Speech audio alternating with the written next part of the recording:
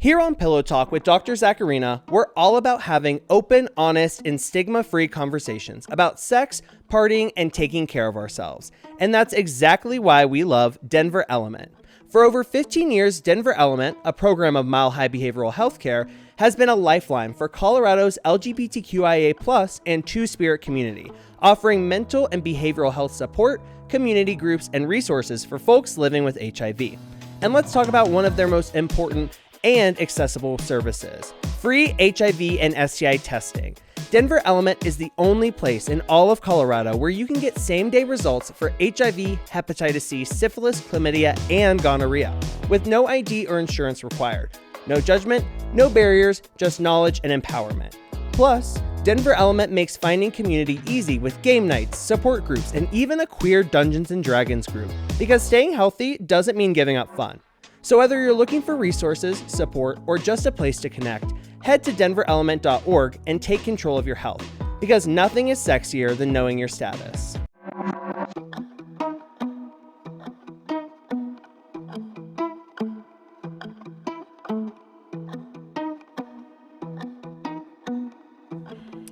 Welcome back to Pillow Talk with Dr. Zackarina. My name is Dr. Zackarina Jenny Ho. I am your host of this beautiful, intimate drag podcast where we talk about all things sex, drugs, rock and roll. But instead of rock and roll, it's more like EDM and fun concerts and raves and festivals. I'm super excited. We have such a fun episode for you today, but I do want to give a huge shout out to Denver Element. Denver Element is our title sponsor for this season, so all of these episodes are brought to you by them. They have been serving our queer community in Colorado for over 15 years, a program of Mile High Behavioral Healthcare, and help us with free STI testing, free, community support, community nights, community groups. They do Dungeons and Dragons nights. They do so many amazing things for our community here in Colorado. So check them out at denverelement.org so that you can learn more. We are also here every Tuesday is when these episodes come out. So you can follow us online, Instagram, YouTube, TikTok at Pillow Talk Dr. Z. That's Pillow Talk DRZ, where you can stay along for the journey, see all the fun clips and fun highlights. So pour up your nightcap, snuggle up under the covers, and get ready for some Pillow Talk with me, Dr. Zackarina, and my super special guest today. Everybody make some noise for Bron. Wow. Howdy. The studio audience is going crazy, by the way, just in case you're wondering. Everyone's cheering. You guys just can't hear it at home. The hundreds of thousands of people.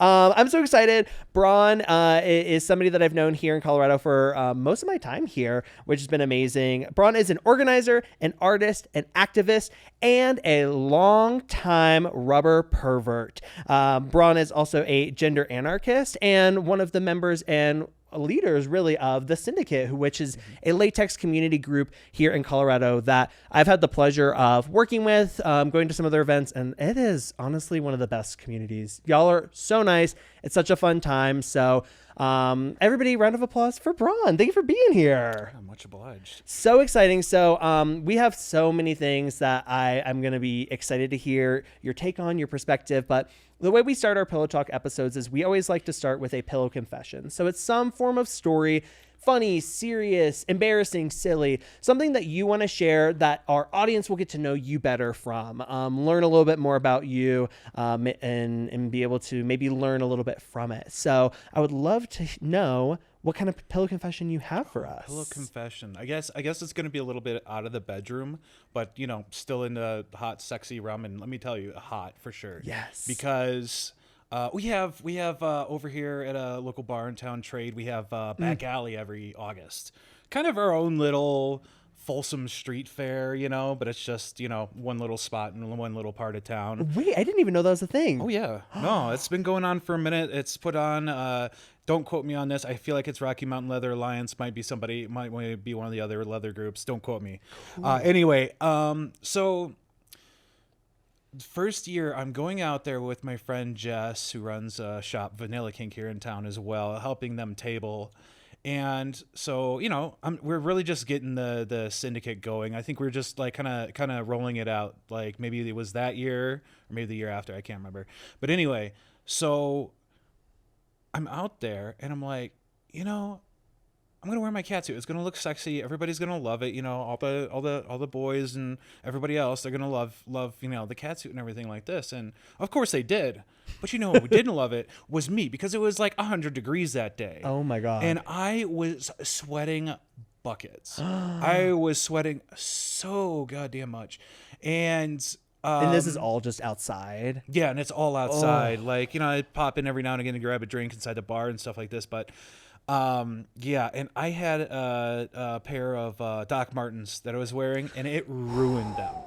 All that sweat just like ruined them, like salt stains, like it like degraded the leather of the boot and everything like this. Yeah, it was crazy. And those things are like made pretty strong, Yeah. so that's a lot of sweat. Yeah, yeah. I mean, they're a little older, but you know, Right. they weren't in that bad a shape by any means. But yeah, that just destroyed it. So yeah, latex, it's a sweaty business. Oh my gosh. And for the people who aren't watching, one, you always got to be watching these podcasts because our guests are always stunting on us. Bron's outfit right now is so cool. It's this Western latex. We were just talking about before. We were like, this would be fierce for like a Cowboy Carter moment. Like, it looks so cool. Can only imagine this inside or outside in 100-degree heat in Colorado. I'm in shorts and a t-shirt in the summer, and I'm drenched, let alone in full latex. How did the rest of the day go? Like, did you make it through the rest of the afternoon, or did you have to call out early? Like, No, I made it through the rest of the afternoon. I was definitely drinking a lot of water, but you know, I was drinking beer in between because, you know. But you know, yeah, I made it, no problem. I had a good time. And it was kind of funny because then I wore a short sleeve outfit, short sleeve shirt, and then with like kind of like capri pants kind of thing with a hood. And it rained that day, and it cooled off. Of course, because that's Colorado. It's never going to be Yeah. what you want, and never going to agree with your outfit, regardless of what kind of outfit it is. Oh my gosh, I love that. So part of it too is I like to try to piggyback off of your pillow confession to share one. But one of my first ever like kink experiences, learning about kink, was through you and through the Syndicate. Because way back when Dr. Zackarina was very young, Bron had reached out and we had gotten connected. And in my day job, I work for a harm reduction nonprofit. And so we had connected on like sharing resources and working together. Awesome partnership that we're super grateful for, because that not only got us connected with the kink community, but I learned so much from there. But I remember it was the Syndicate was having one of the kind of like latex play nights, hangouts, things like that. And we were there. And Bron had said before, Bron was like, we expect our vendors to wear latex too. And I was like, oh, haha. And Bron was like, no, that is our expectation. And so I went back to my boss, and I'm a type of person where I love a clutch your pearls moment. So I love in the middle of like the management meeting where like our CEO is and like our older folks, and be like, yeah, so we're going to a latex party. And I don't know if it's in the budget for us to buy latex suits. So we just love to know like where that stands. And seeing everybody's like shocked faces as I was like perfectly timing this to like see their reactions. But the best part was our CEO was so supportive. He was like, hell yes. He was Awesome. like, we will figure it out. We'll buy you some. Obviously. So then we start looking online, and delivery and stuff would take a while. And we were like, shoot, we need this for this weekend. So we go into Amazon, we find like a $20 one. And I was like, okay, cool. It's vinyl. It's not latex. It's cheap. It's $20. Bron had said too, he was like, I can spot vinyl from a mile away. He was like, he gave me the context. And then the best part was we get there and we're standing there, and Bron sees us from across the kind of room, and they walk over and go, that's vinyl. Just first thing, immediately clocks it. And I was like, yeah. And they're like, I told you I'd spot it. And I was like, well, this is the first try. This is the first start of it. And then we got to hang out. And I remember just, again, the community being so kind. Loved. I remember I got to meet Jess during those times too. They're so kind. They had a lab coat that was latex. And I remember being like, I want that. As like Dr. Zackarina, I was like, Dr. Zackarina needs a latex lab coat for sure. And it was just a super cool time. So that was my intro. And then from there, got connected with other kink places, got into like kink ball here in Denver and stuff, and got to learn more. But the kink scene's really alive here in Oh, yeah. Denver. Oh yeah, I feel like and not to poo-poo on San Francisco, because they did a lot of work there for like queer and kink liberation and Yeah. so on and so forth.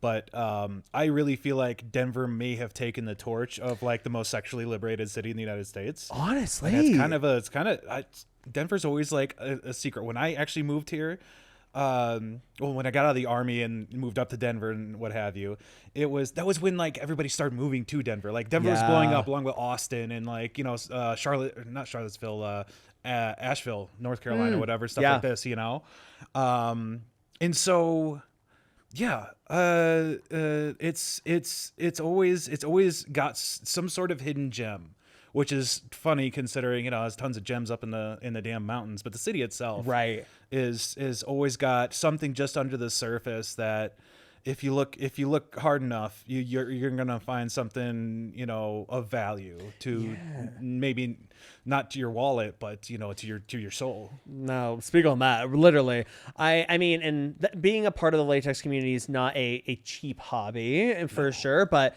I mean, the outfits that y'all pull are so cool. I'm like, yeah, I get why $1 was spent on that. I get why a good $1 was probably spent on it. From my day job with working with like STI testing and stuff, we get a lot of folks from different communities, and we've tried to like really advertise to our kink communities and be like, hey, we're here for you, non-judgmental, we're here to support. And so then when people come in, they'll tell us about like, hey, I'm planning to go to this event or this thing. And we're always like, tell us more. Because there's so many fascinating things. We learned about one recently, and it was a non-verbal party. So it's like there was a symbol code based off of like if you had certain marks like X or O, like it referred to like orientation and like preferences for like consent and preferences for like certain like activities, et cetera, date last tested, number of partners, like things like that. And I was like, that's so cool. And the person was describing it as like, yeah, it's actually a huge event. It's not just like me and 10 people. They were like, it's booking out several floors of a hotel kind of thing. And it just, you wouldn't think it, because I think Denver's known for its EDM scene as like number one, and like music and stuff like that, and mountains and skiing. But the kink scene is alive here. Oh, it's That's why they can't get me to leave. Yeah, they can keep increasing rent prices, and they're not going to get me out of here. Oh my god! And when they increase those rent prices, I'm super curious. For you, because you've been doing kink for a hot minute. What was kind of like your intro into kink? What was your like aha moment? I don't know. Having access to the internet at a formative age. Oh no, even earlier. I think what ruined me was watching Batman Returns, the one with Michelle Pfeiffer in the Catwoman catsuit. Stop it! Dozens of times when I was like 3 years old. I was probably a little older than that, because I think that came out in like 92, 93. So it's probably a little older than that. But I watched that movie like a bunch of times. So yeah, thanks Michelle Pfeiffer, and yeah. I mean, that's a And great. That's Danny DeVito specifically. I mean, that's a great reference point. I mean, you want to talk about sex, like just hot. Michelle Pfeiffer, Catwoman. Oh my gosh, Nailed it. Like, well, that's funny too. Going back to your, you talking about like the catsuit for the story of like, you're like, no, I am Catwoman. I am going to be that.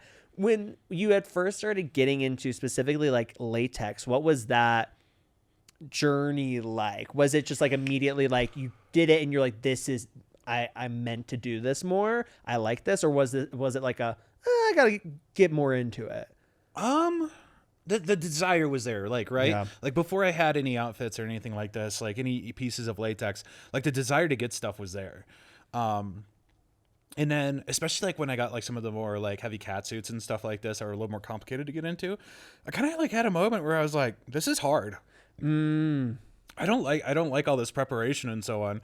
And I got over that. But to kind of rewind the tape there, I think I got my first piece when I was 20. Still in the army at the time. I ended up dating pro dom up here who was like a couple years older than I was. And there used to be a shop up in Loveland or Longmont, one of the two. Yeah, just a little shop, just ran by one woman. Yeah, just off the peg stuff and what have you. Cool shop. That's where I got my first stuff from. I tried it on and it was like cool. It was just like a like black and red marbled top and briefs, matching briefs. So nothing crazy. I bought my partner at the time an outfit as well, and of course we had a good time with that. So yeah. So that's where I was like, yeah, no, I finally get. I guess at that point it was less about, oh, this is for me, as like, oh, finally I get to indulge this like fantasy that I've had for a long time, because it's like long before that, like I was into it, you know what I'm saying? Adolescence, Right. So this thing that like this inkling, this interest that you've had for so long, like you have the opportunity to do it, but then it also like the community of like, it's not like it's this weird thing you're doing on your own, but it's like, no, it's this thing that like people like. It's not, something they have to do in secrecy. It's like, no, like there's a shop where you can get the stuff that you want. It's just so interesting. Tell me, I'm curious, because you said that like realizing that as you get into more intricate stuff, like it's harder to get into. How long, for example, did it take you to get into like this outfit? Oh, this one, not long at all. I think even the hat and the boots included, maybe 15 minutes. Oh, okay. Wow. Yeah. What is the prep? Do you have to do anything specific prep wise? Yeah, you have to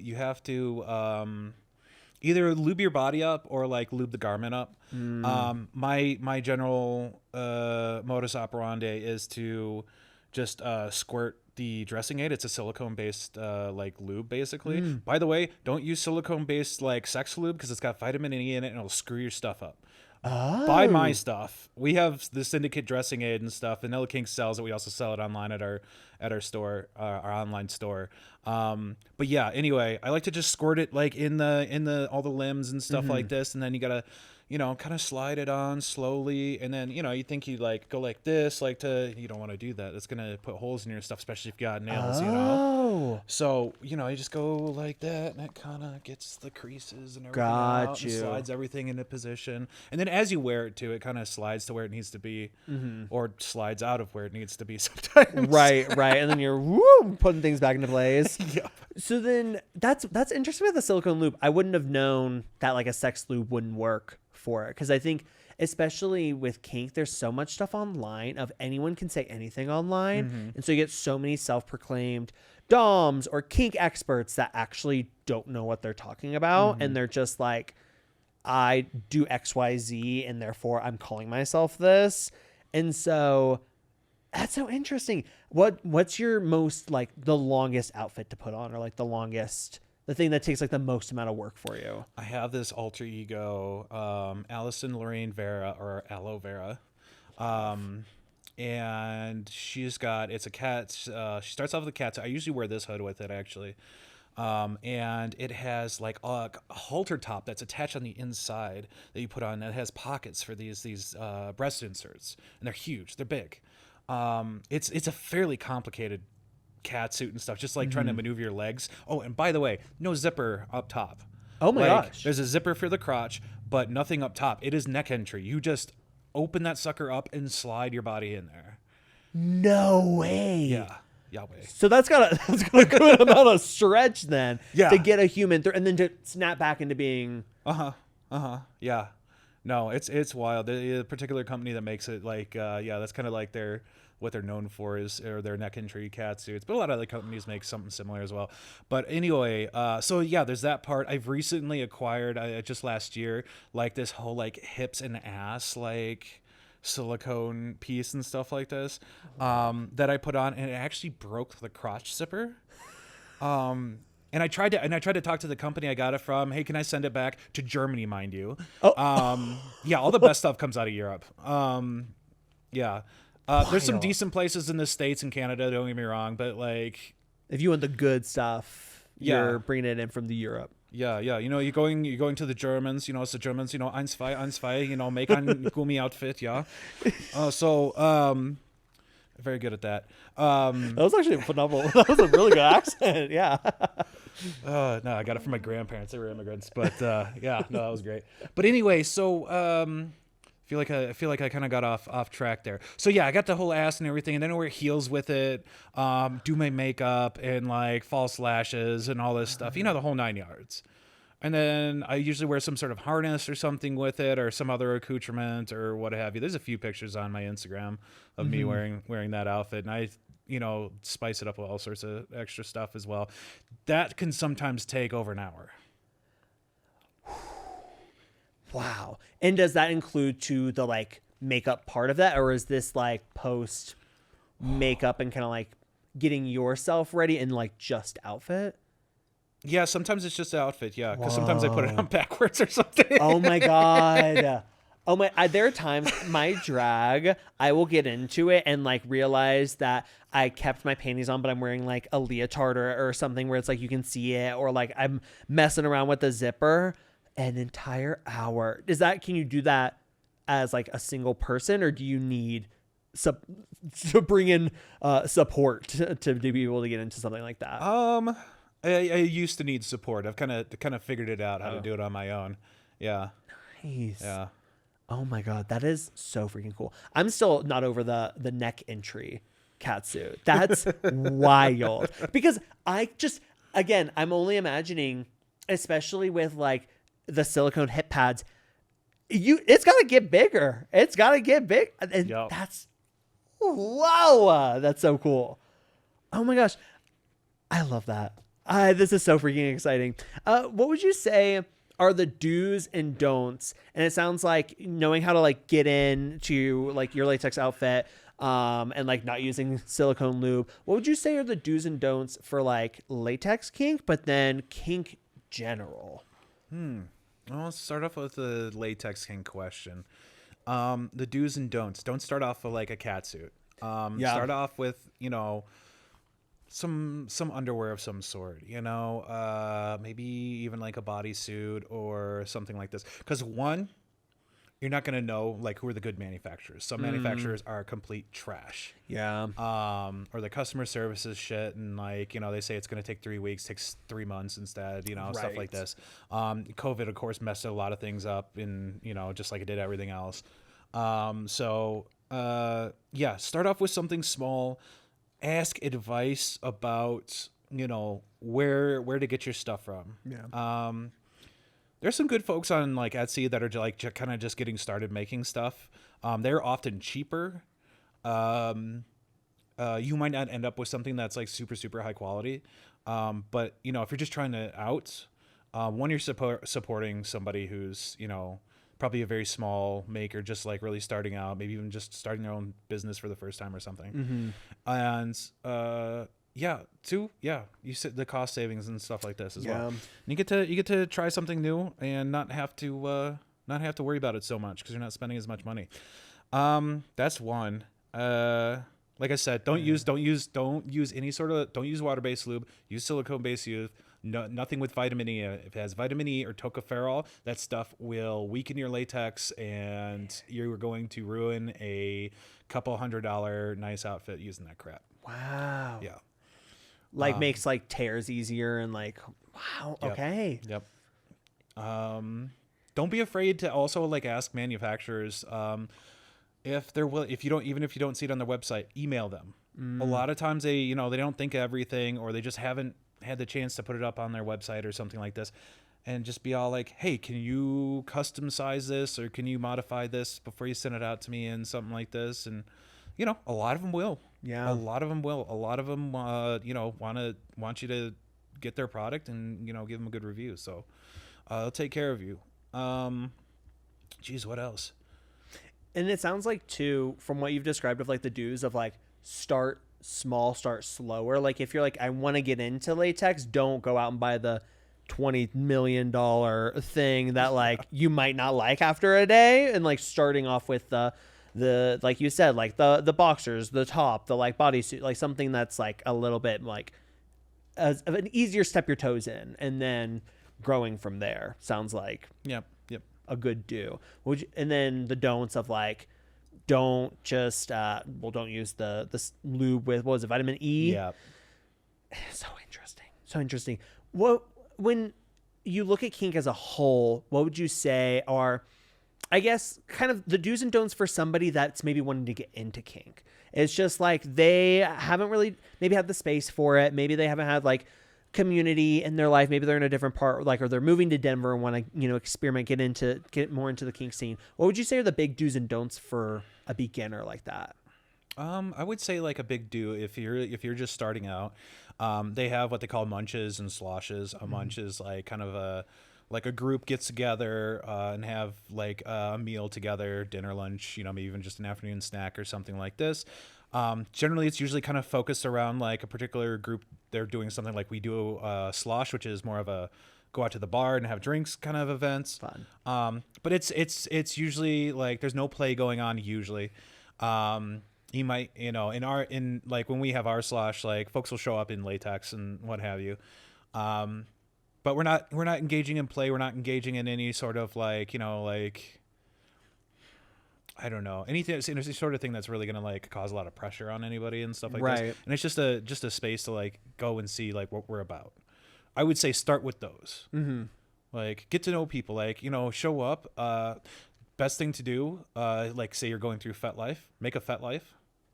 FetLife is a social media that's specific to kink and like joining groups, searching for things, learning about things. Events often get posted on FetLife. It is a not necessarily a website you get on your work computer on, but you know, just know that if you're getting onto a website that is based around kink, it's not going to be safe for work. No, don't log in on your work computer. But going on there and seeing when these events are, email the organizer or DM the organizer and be like, hey, new to kink, a little nervous maybe about this event and what have you. You know, I'm going to be wearing such and such, you know, would you mind introducing me to people and what have you? And let me tell you, whoever's hosting that, unless they're a complete a-hole, which most people aren't, if they got something going on for a while, they'll introduce you to folks. They'll introduce you to folks. They'll kind of break that ice, help you break that ice with folks. You know, I always try to like, you know, if I see a new face at my event, you know, I try to say, oh, who's this? You know, what's her name? Blah, blah, blah. I usually give them a sticker. We have cool stickers and stuff like this. You know, you get fabulous prizes when you come to Syndicate events just by showing up. You don't even have to like, you know, be on a game show. Right. Don't have to answer 10 questions. Yeah, I think it's so much about like take your time and like learn. And I know for work, and even personal time sometimes, I've gone to like kink ball, and the cool thing about that is like there will be a lot of groups and vendors kind of there like talking about like what they do, showcasing some of their stuff. And I think that that's also a really cool place to, even on top of all of those great pieces of advice, to learn. And then maybe okay, hey, I met these cool people from the Syndicate. I'm going to go on FetLife and message and be like, hey, want to, you know, come to your event? Could you introduce me? Like kind of layering those things together, but not jumping into anything, you know, where again, I just keep going back to, so one of my personal stories, like closest thing related to like kink that I've done personally was like, I was hooking up with somebody that was a self-proclaimed dom, which was like red flag number one. It was just like, not to be like, you need to like get a certificate of like training to be a dom, but you know, there's a way to do it. And this person did not know it. But I think one of the like red flags in the beginning was like, he was like, oh yeah, we're going to use a blindfold. And I was like, okay, like that's not that wild. But then just pulled out like what was very obviously like a sweater from his car kind of thing, and was like, this is the blindfold. And so he just like folded it in a way to like work. And I was like, I don't think we were prepared for this. I think we're kind of just winging it right now. And so I think about those situations where it's like, it's better to be in the hands of people that know what they're doing. Like when you go to these groups, when you go to like the studios or the dungeons that have folks that like, hey, here are the rules. Here's how we set this stuff up. Like you're going to have a more structured and enjoyable experience than like the random person that is just like, no, trust me, bro. I got this, you know? Absolutely. Yeah. Pardon me. Jeez. No, you were all good. And so you've obviously like you had said, your first kind of piece of latex was at like 20-ish. How would you say that your journey with latex and kink has evolved over time? This is a very like deep like interview question. Yeah. No, so I told you about that outfit, my first outfit, the top and briefs. I was hanging out a lot on my weekends. Like I come up to Denver from Colorado Springs and hang out with these like punk rock guys and stuff in their punk rock guy house. And we're all in our like early 20s, stuff like this, whatever. And one of the dudes that was staying with them, I guess, got like drunk. Like I'd already like passed out or whatever. And like he fucking like went into my fucking duffel bag and fucking took that out and fucking burned it. Which really put me in a fucking like really bad spot for like a couple of years after that. You know what I'm saying? Oh. Yeah. Why? Just like to be an ass? Yeah. Ugh. Yeah. Just be an asshole. He was just one of those like punk rock dudes that's just an asshole. Ew. You run into him here and there. Yeah. Yeah. So that sucked. And along with, having been in the military and stuff like this, and then getting out, having to deal with, all the problems the military, all the baggage, I should say, that the military saddles yourself with, also just kind of being broke too, throughout my 20s, Great Recession and all that, good times. So, and yeah, it just kind of cruised along, and I didn't date anybody for a long time too, like after I got out. And, I was really just trying to like reestablish like what my identity was, because like a lot of my identity is still fucking like a lot wrapped up in like my military experience and stuff like this. But there's also like a lot of shame. There's a lot of like heteronormativity and stuff like this that you pick up from that. And so it took me quite a while to like really kind of come into my own and feel comfortable doing what I wanted to do again. So it probably wasn't until like 2014, 15, and I got out in like 2010 that I actually like bought a catsuit from Latex that was on sale and stuff like this, and like and then like started wearing it out, I was really heavily in the Burning Man scene at the time, Burning Man community, still kind of orbit on the side of that, and like wearing it to some of those parties and stuff like this, people loved it. I still show up to some of those parties in latex. They kind of know me through that. But yeah, no. And so, and I just kind of built up that confidence, but it was mostly like just stuff in the bedroom. I wasn't really big on going into like the local kink scene at the time. The kink balls that you were talking about earlier hadn't really started up. Those didn't really start up until just before or just after the pandemic. I can't remember. And so, yeah. Experimenting with partners and stuff like this, but largely keeping to myself and being kind of just like monogamous and so on. And then, the pandemic happens, and you got all this time to yourself. And I got let go from a job, but was it in 22? I think it was, and it was like I'm gonna start this community. Like there's no place here in town that is doing specifically this, and it's such like a big thing. Like you're seeing it all over the place, like oh god, what's her name, Kim Kardashian, like and like their whole family actually, like when they show up on stuff and they're like wearing latex just as fashion items and stuff like this, and it was just like, this is popular, like people like this, like like whether it's they just like the fashion part of it or it's actually a kink thing and stuff, so. And I was like, I also had this like, I don't know, delusion of grandeur. It's like, well, hey, back in 1919 or whatever, after the Spanish flu, like we had the Roaring 20s and everybody's going nuts, right? Like, so it's going to be like the same thing in the 2020s, right? Still waiting for those roaring parts. Yeah. I kind of think we skipped over the Gilded Age and heading right for the Great Depression number 2. Good Lord. Oh my gosh. I love that. That's a really... And I think it's interesting too that it's not necessarily like the most linear journey that you've had with kink. And I think that that's maybe a good reminder for folks that if like you are on this journey, that it's not just like straight line kind of situation, but it's, creating community yourself and like taking these opportunities and like doing the things that you want to see. Like if you want to see certain things, like putting yourself out there and trying them out. So props to you for really making that community. And now it's I would argue thriving here in Denver.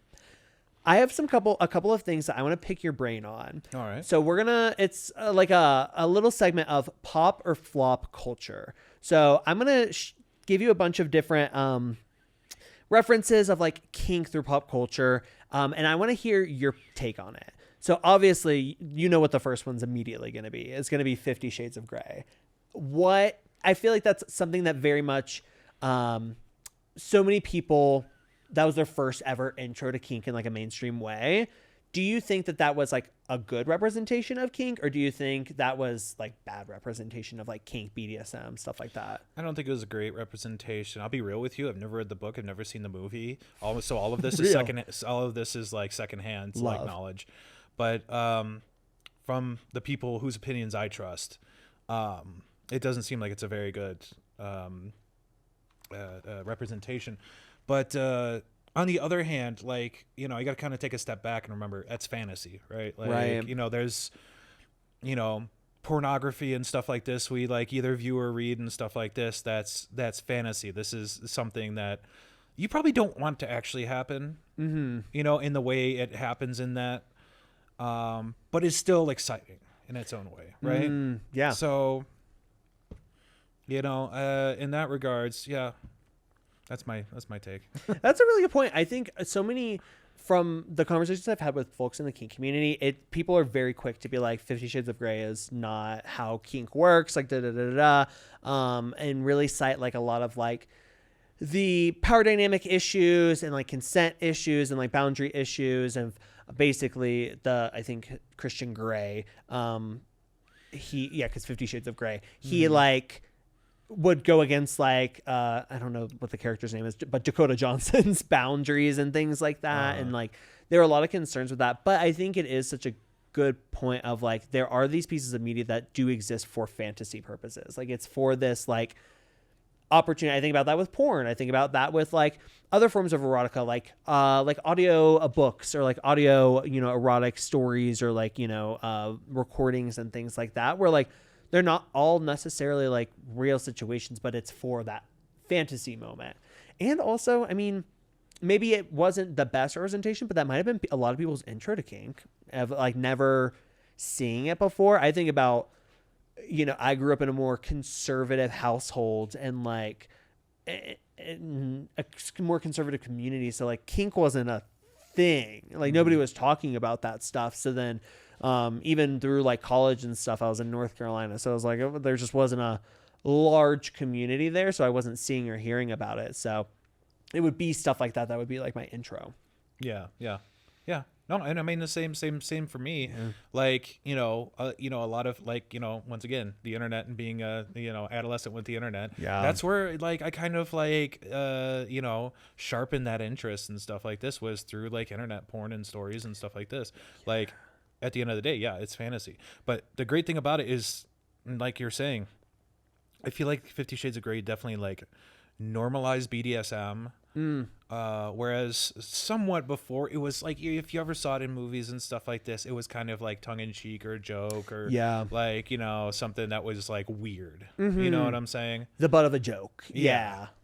So, and then I think that, you know, just kind of taking the subject matter seriously and stuff like this, like people are, you know, are like, oh, well, no, this is people engaging in pleasurable activities. This isn't some weird abhorrent thing that, you know, weird people do. Yeah. I think because there is so much of that does exist for so many like other groups. If you're not just a cis het, only having monogamous sex, etc. type person, then there is so much media out there that's like anything else is the weirdos, the whatever, you know. And so it was interesting. Did you ever watch the new Nicole Kidman movie Baby Girl or like see of it or anything? I have not. It's mid, but basically it's kind of like Dom's sub relationship. She's like the CEO. He's like an intern and he's the Dom, she's the sub. But it was an interesting movie because both of them don't really know what they're doing. Like it's both of their first times doing anything like that. And so like you're watching, and when I watched it the first time, or only time, I was like, this is really awkward. I was like, what? They don't know what's going on. But then I was like, oh, that's kind of the point, is to show like, it's kind of this awkward, like this is what happens when it's just two people like, let's just kind of try this thing. And it's a little awkward and it's a little figuring stuff out. Yep. But again, for people that might be their intro into like, ooh, that was kind of hot. Like I could be into something like that. And then because I also very much so a kid of the internet of like, that's where a product of the internet, I should say, of like, I've grown through it. And like, that's where that, you Google the things that you don't know, and then you learn about it, and then you get more interested, and then you find the better search words when you're Googling it, and then you find the accounts that post the things that you like, and you're like, oh, whoa, now I know what's going on. Yeah, no, so 50 Shades, I guess, it's controversial and has its pros and cons. What's your take, and you kind of hinted at it a little bit, of like latex and even just like expanded kink harnesses, things like that, and fashion, like kink and fashion. Like, I'm glad it goes out there. I did there's this awkward picture of who's the big pop star everybody likes? Blonde, Sabrina Carpenter, Ariana Grande, blonde, always wears like real bright lipstick. She used to do country. I can't remember her name now. Taylor Swift. Thank you. There's this picture of Taylor Swift, and I think she was like in LA, like on Rodeo Drive or some stuff. And she's wearing this like harness, like completely the wrong way, like a backpack or something like this. and it's like, girl, you don't know what you're doing, and everybody knows it. Like everybody, right. Like you're trying to like look this way, and it's like everybody knows like it's all kayfabe like right away. So, you got cringy stuff like that, and, that happens. Right. As far as like being part of like fashion, I'm glad it kind of comes into fashion. You get more people who are inclined to make this stuff, like have more exposure to it and maybe look at it as like, oh, this is maybe a business I can get into or something like this. And then you get more creative designs or, people doing more creative designs, doing something different, and so, yeah, you get more expression out there. So I'm always for it. A lot of people are like, oh, if it was so common and stuff, it'd take a lot of the, kind of freaky deakiness out of it, a lot of the excitement out of it, which, don't get me wrong, going out in public and like full latex, like with the hood and like everything like this is so much fun. Yeah. Because it does flip people out a little bit. I don't think these will ever be like mainstream. I say that, and then in 10 years they will be. Right. Literally. Until the future. But yeah, no, it's good stuff. It's good stuff when it comes around. Like I was talking earlier about Kim Kardashian, like that latex maker, amazing. Atsuko Kodo. They just make amazing stuff. Super expensive. Yeah. But the thing that they really brought to like their work, that's really original and novel is like the way they do their breast cups and stuff in a lot of their you'll see some like latex like tops and catsuits and stuff like this where it's just like completely flat, and if you got boobs they just get squished down or whatever. Some like do have like space, like cups in there and space and stuff like to go in there, and those aren't always perfect, and they're made all sorts of different ways. They did something where it's almost like kind of set up like the underwire of a bra and stuff like this, and then the cups there, and so it really kind of like does like a bit of like push-up thing and makes one's breasts look very nice. Wow. So that's something cool they did. But everybody's making some cool stuff, Yeah. So it sounds like that, like being able to see, for people to like see the innovation, for that innovation to also get that spotlight, and it sounds like to people then being able to like see those designs, take inspiration from it, like build on their like growing. And it's interesting that you bring up the like mainstream aspect of like, if it goes too mainstream, then like, what the heck? Because one could argue that drag was like this underground, very alternative scene, and Denver was pretty known pre-COVID. As somebody that didn't live here and kind of heard of the reputation that this was like the grunge scene. This was the like, underground, whatever, all in all, like, is that really true? I don't know. But it's interesting because then I think we hear so many people in the drag world say, well, if it goes so mainstream, then we lose some of that raw. We lose some of that like grittiness that exists in with it. You're not getting people going on stage and doing performances that are really artistic and meaningful. You're getting, 8 people doing Ariana Grande in one night, you know, and it's like, but it kind of gets into that question of, I think drag, in the similar way to latex, drag will always have folks that are going to push boundaries and like be creative with that. And same with latex. Like, sure, you might get people that like see the fashion of it, which latex fashion is so cool. It's so cool. And from a construction standpoint, because you can't sew latex. No. So you have to like use like gluing and like bonds and stuff like that. So it's a completely different construction style, which is so cool. I'm like, I don't think I agree it would ever lose its like shock factor, but I get that concern of like when things go mainstream, then you get other people trying to put their hands in the cookie jar and make their half-ass shit and like try to steal away from like other people and stuff like that, which is annoying. Yeah, it is. But I mean, like, you know, what, imitation's the finest form of flattery or whatever the hell. Honestly, like it's the way I look at it. And I know some people, they get really pissed off when their creations and stuff like this get taken and like people run with it and stuff like this. Yeah. But it's like, that's the creative process at the end of the day. Yeah, it's all about learning, growing, taking inspiration from others. And like, obviously there are the companies that like straight up steal. And then there's the people that are like, yeah, I mean, even in the drag world, some people will be like, yeah, girl, I took your technique because it's stunning. You know, like I wanted to learn that and then took it in my own direction and like have incorporated it in other ways. And it is the like flattery of, yeah, I want to imitate you. I want to make it look like yours because yours looked so good. You know? Oh my gosh. Well, unfortunately, we are coming to the end of our episode. Everybody say, oh. I know. Time flies when you're literally talking about so much fun stuff. Bron, first off, thank you so much for being here. I really appreciate it. Where can everybody find you, you, the Syndicate, stuff like that, online, in person, all that stuff? Shoot, we're all over the place. So we have the website, the Syndicate. Oh my God, I just had a brain fart. Cut that out. The Syndicate Denver. No, cut that out too. I just made the website, so. No, you're good. TheSyndicate.net. That's where you'll be able to see, you'll be able to buy our products and stuff like this, the dressing aid that we currently have out. We're going to have a few more on there. Tickets for our events, of course, are on there. You should be able to access our Instagram as well as our Linktree, which is going to have all of our other socials on there as well. So just start there and get to the Linktree and you're going to find all the rest of our stuff.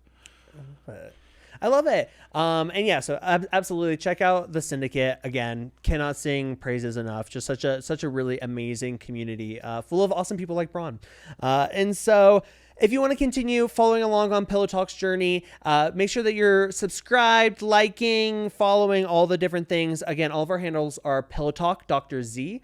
That's Pillow Talk DRZ. We post our new episodes every Tuesday. So once you get through that Monday, then you've got something waiting for you on the other side to be excited for. So Tuesdays are when our new episodes come out on all your favorite streaming platforms, YouTube, Spotify, you name it, we're there.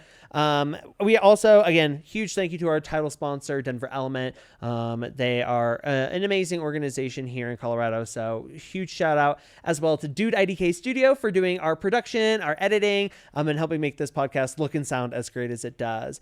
But on behalf of our entire crew, sponsors, and our amazing cast, including Bron, my name is Dr. Zackarina Jenny Ho. Good night and big balls. Thank you.